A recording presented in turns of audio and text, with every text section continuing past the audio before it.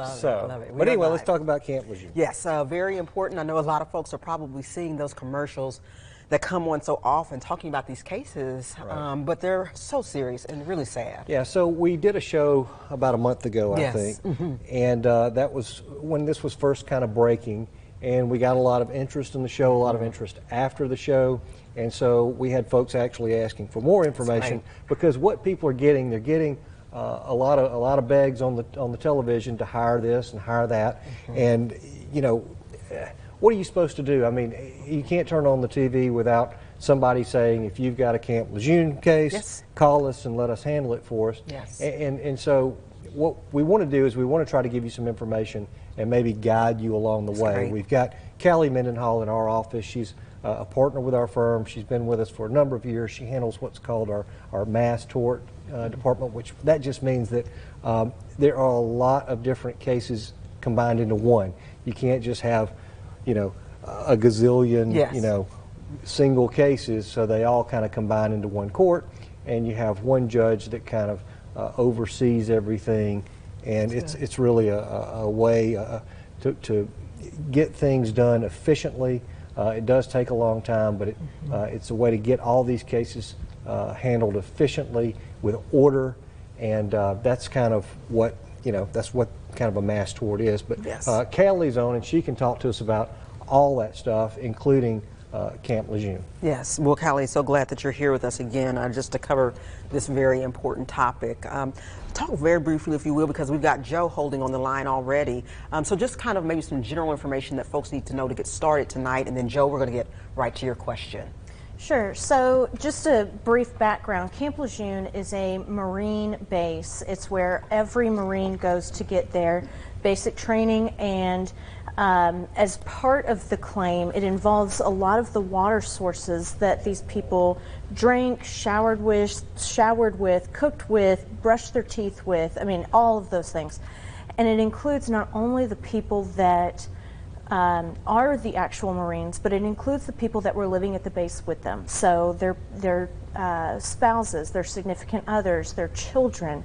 If you were a contractor that worked every day there, that maybe you weren't a Marine, but maybe you did the electrical work there, things like that. Those are all the types of people that could have been affected by this contaminated water.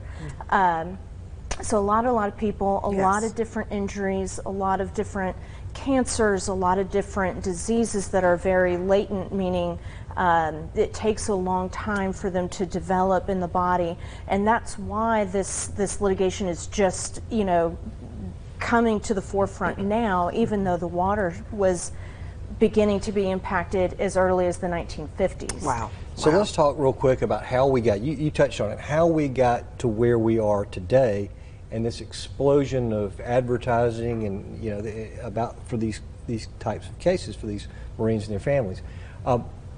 How did we get there in terms of why not sooner? I mean, this was from back in 1953 all the way through 1988, I believe. And, you know, why is it 2022 and we're just now getting here to this point?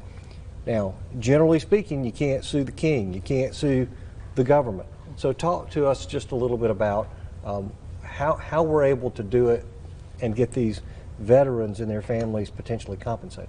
Sure. So the way that it has started was because you cannot generally bring a claim directly against the government, and you can't bring it very easily, the way that this has developed is it developed through the legislative process. So there was an act that initially came through, I believe in 2012, that kind of started opening the door for allowing the government to kind of come out and say, yeah, there was some contaminated water in these types of areas. And earlier this year, there was the PACT Act, P-A-C-T Act, and what that act allowed was it allows for these individuals who lived at Camp LeJeune and other individuals that were involved in contaminating or extinguishing fire pits and maintaining fire pits, So there's two different types of litigations that were involved in this one act, and it did pass through both the houses and became law earlier this year, and that's the only way that we're even able to bring these claims. And it's really the government coming out as a way of saying, listen, we messed up, and we're trying to do what's right now. That's great. That's awesome. So